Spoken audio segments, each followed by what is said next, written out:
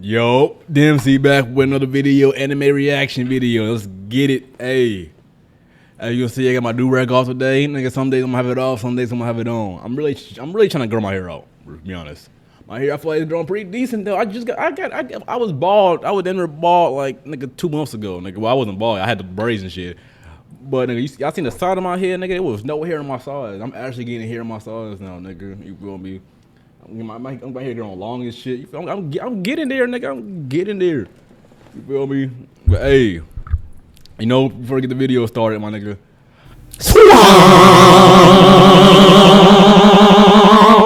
Y'all finna hear that every fucking day, nigga. Like every time I upload a video, y'all might as well just turn the headphones up all the way up so you can hear the feel me. I want y'all to feel me, my nigga. Let's get the video started though. Enjoyed Father's Day. It was the one day of the year where I could escape from the world with Dad, and we could just be.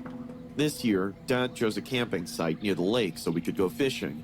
At 15, I complained, but I was pumped to go. When we got to the campsite, it was magnificent.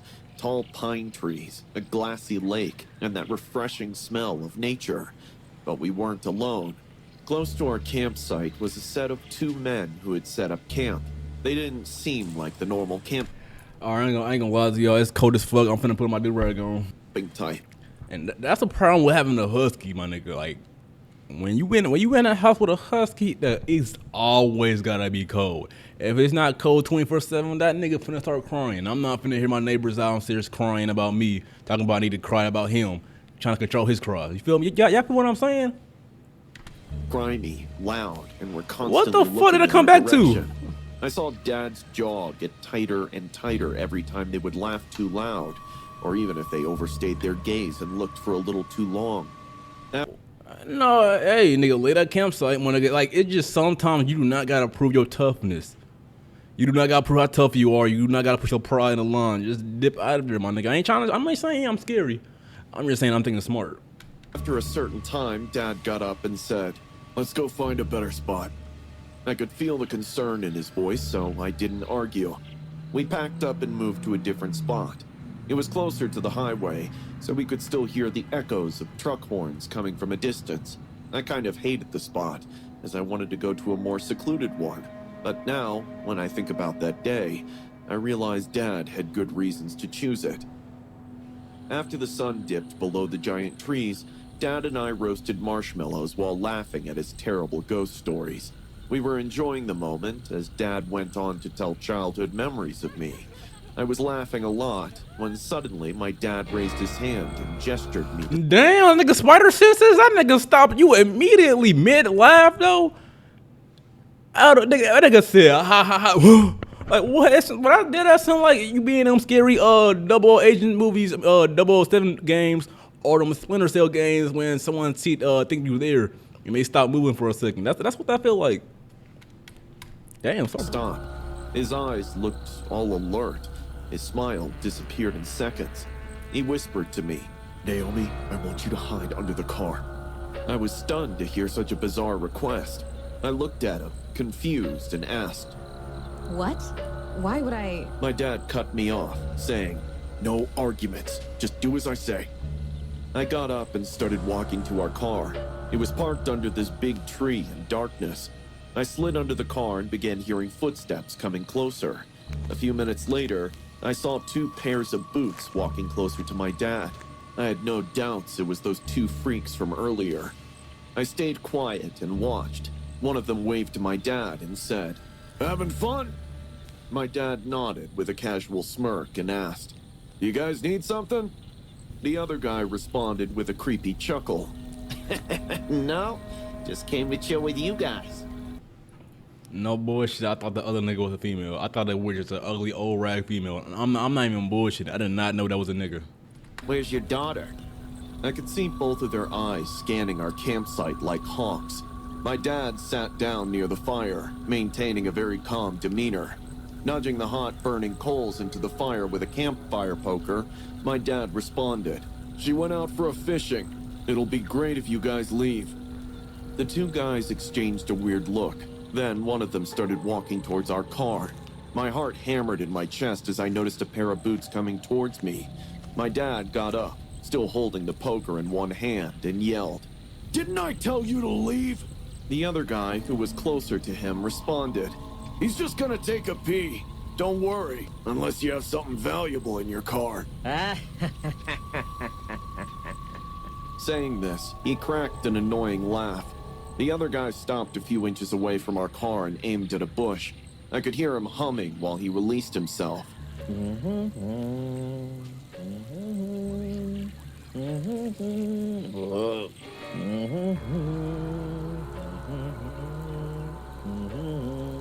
Deep down, I understood why Dad wanted me to hide under the car and not inside. The guy's probably checking the car right now, trying to figure out if I'm in it. I stayed calm, kept my breathing normal.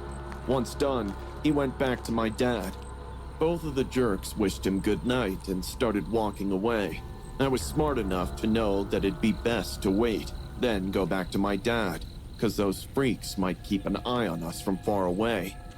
In the next 5 minutes, I watched my dad work in winks. He got all of our things except the tent.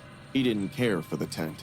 Loaded everything in our car, and as soon as he unlocked the car door, I hopped into the passenger seat. Dad made a call to the nearest police station and told them about 2 guys. That's actually terrifying. I'm not gonna look cap. Like, imagine being in the woods by yourself.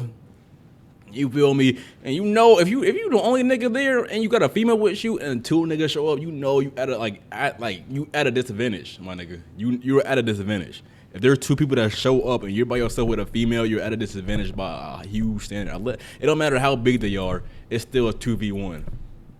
I'm not saying you're gonna lose that shit. I'm just saying you're still at a disadvantage. Like, come on, let's think about it. You're not beating 2 people up that don't matter. Like, I mean, you probably could. You probably could. You feel me? But I'd rather not be in that situation.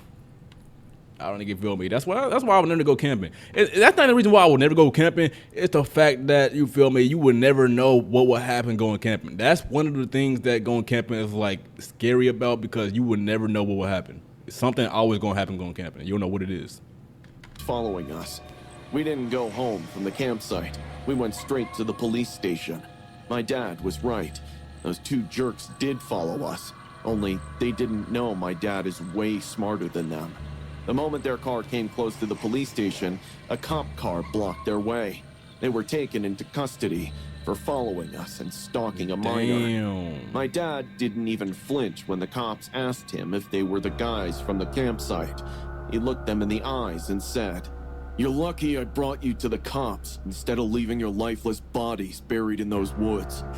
I try to be as fearless as my dad. And to all the campers and wilderness lover out there, always follow your instincts. Nigga, your dad might be related to James Bond. What the fuck, that nigga cool as hell. Like, nigga, somehow I believe your body in the woods. Like, aura? Can you say that in front of a cop, though? In the wild. Father's Day always hits hard for me. Social media is crowded with perfect family pictures and people honoring the memories I'm jealous of and can't relate to. For me, it's always been just Dad and me, and it still is. Nigga, that's your dad? He's 65 now and lives in Pinewood Care Home, with dementia pulling at the edges of his mind. Some days, he remembers me. Other days, he's just a polite stranger in a suit. On Father's Day, I drove to the care home to pick him up. The care home staff were helping Dad to get in the car when Nurse Ira came to me. Clara, you should know your father's daily routines have altered since he got diagnosed with dementia.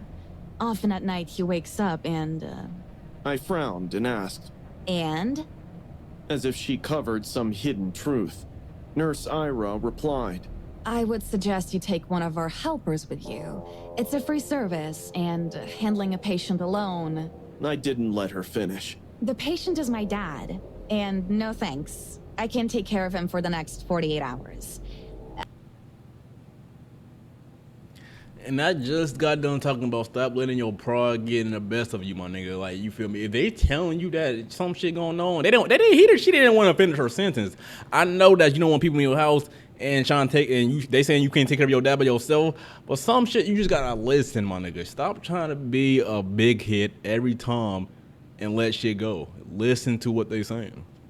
After all, how hard can it be? Saying no. this, I got into the car with my dad, buckled up right beside me. That nigga don't I know he in the looked car. at Nurse Ira one last time, and she smiled awkwardly. The drive home was calm. Dad was staring at the streets with his curious eyes. After a long time, he had stepped outside the care home. When we reached my apartment, I took him to the guest room, which I decorated with a flower vase and fresh linens on the bed just for him. He sat down on the bed, looked at the ceiling, and then said, "Clara, I'm hungry." Tears of joy rolled down my cheek. It's been a while since my dad called me by my name. I rushed to the kitchen and made sandwiches for both of us. The next few hours went like a dream. We both ate together, laughed, and recalled some distant memories from my childhood. It was great to see Dad being Dad. After dinner, I asked him if he would like to watch a movie, and he agreed. We both lay down on the couch in the living room and began watching The Lion King. Well, I was watching Dad, how his face changed in excitement seeing the movie. I guess I was quite tired, hence I don't remember falling asleep. I woke up with a weird silence. The movie has ended. The screen has paused in the credits. I looked beside me, and my dad wasn't there. My heart skipped a beat. I called out. Dad? Dad? My apartment was in complete silence. I got up from the couch to look for him. Next to the living room, there's a dimly lit corridor. My bedroom is at the end of it. I stood in front of the corridor. My back was facing the other end of it. I called out again. Dad? Where are you? I would have like, hey, Kang, hey, this shit ain't funny. Boy, I be paranoid, my nigga. Especially what the girl just told me back at the place, talking about some at night, your dad can act a little different. Yeah, fuck no, I'll be a little paranoid a little bit. Hell no. Just then, I felt someone run behind me, chuckling. Cops. Cops. And cops. Every unit would have been called. Turning back, I saw no one. I switched on the corridor light and found my bedroom door half ajar. I tiptoed to the bedroom, trying not to spook Dad if he's inside. But as I stepped in, I was left dumbfounded and horrified at the same time. My dad has opened the big window of my room. Half of his body was already out as he leaned down, looking at the streets. My voice shook as I called out to him this time. Dad? You need to step back. He slowly rotated his head to look my way. His face was different. He didn't look like my dad at all. A scary smile was spread across his face, and his eyes were bloodshot. "You should jump," he said in a chilling voice. Terror numbed my veins. What? What are you saying, Dad? Tears welled up in my eyes. He then backed up and started walking towards me. He was walking slowly, like a baby trying to learn how to walk. "You should jump. I can push you," he chuckled. I don't know why I was stepping back, because it was my dad having the worst episode, but I was horrified to witness. I would have stepped back too, nigga. I ain't gonna care, dad or not. You ain't finna push me through no window. I'll make that clear right now. I am not getting thrown. I don't care who you are. I'm not getting thrown out no window. It. I understood why Nurse Ira warned me in the morning. Oh, My now phone you was call her. No, don't thankfully call in her. my No, don't call her now, nigga. You big and brave. Talking about something. You can do this by yourself. No, handle the situation. pocket. I took it out and dialed the care home. Once I informed them to come to my address, my dad stopped. His face changed from smiling to hatred. "You want to send me back to that cage?" he screamed, and then started bashing his head on the wall. I watched in horror as he screamed and continued this madness. My body froze in trauma. I couldn't move until the blood rushed in. Is bro trying to off himself because he don't want to go back? Nigga, the fuck? Dang, that shit, yeah, dang, that must be asylum. I don't know how you pronounce that shit. Y'all know what I'm talking about, though. That's when it hit me. My dad's not well. He'll never be. I sprinted at him and grabbed by the shoulders. Thankfully, I was stronger than him. I pulled him away, and he fainted. When the caregivers took him into the ambulance, I was crying like a 9-year-old standing on the sidewalk. Nurse Ira hugged me, and I cried even more. The worst feeling in the world is to see your loved ones on the decline. I don't think I'll ever feel excited about Father's Day again. Damn. This happened when I was 8 years old. One sunny afternoon, my mom asked me if I would like to accompany her to Walmart for some cleaning supplies. I told her I needed a new set of colors for the Father's Day card, and she happily agreed. When we entered Walmart, I was stunned. It was such a big place that I squeezed my mom's hand too tightly. Mom gave me a gentle pat on my back and said, Let's get new colors. Mom always made me feel good in tense situations. I guess mothers are born with superpowers. My mom is still my superhero, and you'll soon find out why. We began exploring the place, going through aisle after aisle, and seeing all kinds of things in the world available in one place. Coming from a small town, I was flabbergasted. As we were walking around, I noticed a woman following us. No matter which way we went, we would always end up near her. Or maybe it's the other way around. My mom didn't notice her, because every time she turned back, the woman hid behind the aisles. Is this not Father's Day? Why is there a mother in this motherfucker? I thought of telling my mom this, but eventually forgot.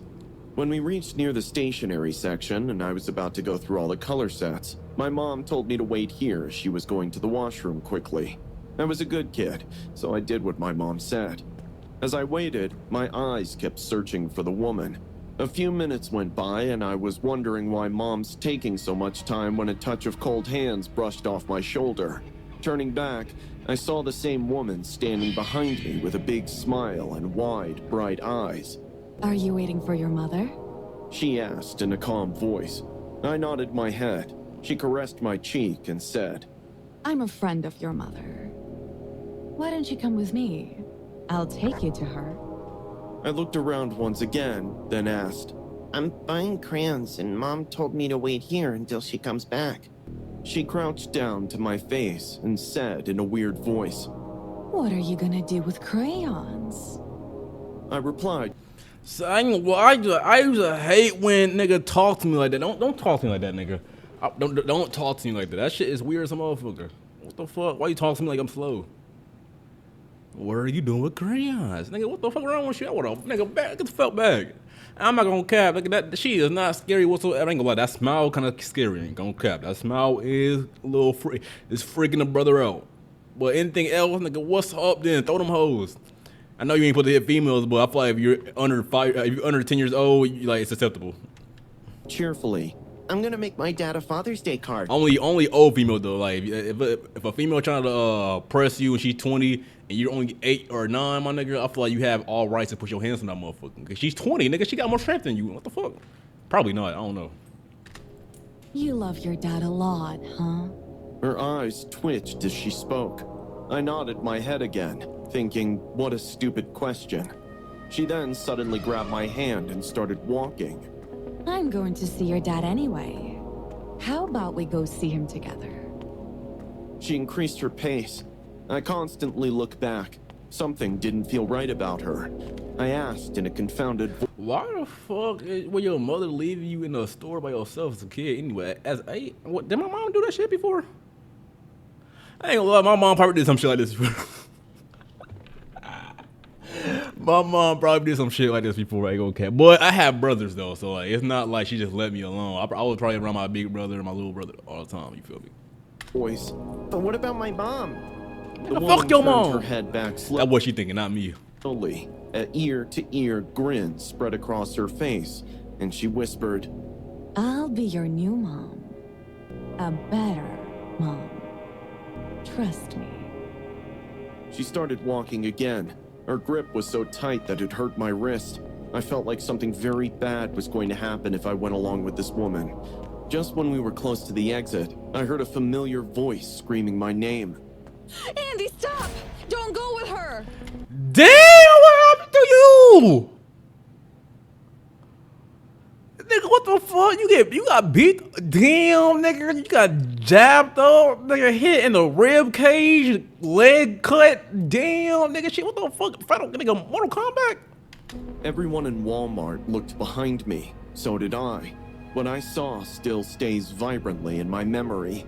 My mom was coming towards me, holding her bleeding head. She could barely keep her feet steady. She Her beat you the shirt was fuck drenched up. in blood, and I could see her crying. I realized this woman is trying to take me away from my mom, so I screamed too. Mom! Let me go! Let me go! All the other people around us understood that this strange woman was trying to lure a kid in her trap. The woman got scared and ran away. Walmart security called 911 and we were taken to the nearest hospital. My dad and uncle were informed too. When Walmart security showed the footage of the woman taking me away to my dad, I saw him turn pale. He immediately reported the cops, saying this woman is an ex-coworker from his previous job who was obsessed with him and stalked him. She was the reason why my dad left his job and changed address, but looks like she had followed us here too. My mom later told the cops that she went to the washroom where the woman attacked my mom and slammed her head on the wall, leaving her unconscious. My mom somehow managed to get up, fearing for my safety. The cops tracked down the woman eventually. Her name was Laylee, and she was put behind bars for aggravated assault, abduction, and stalking charges.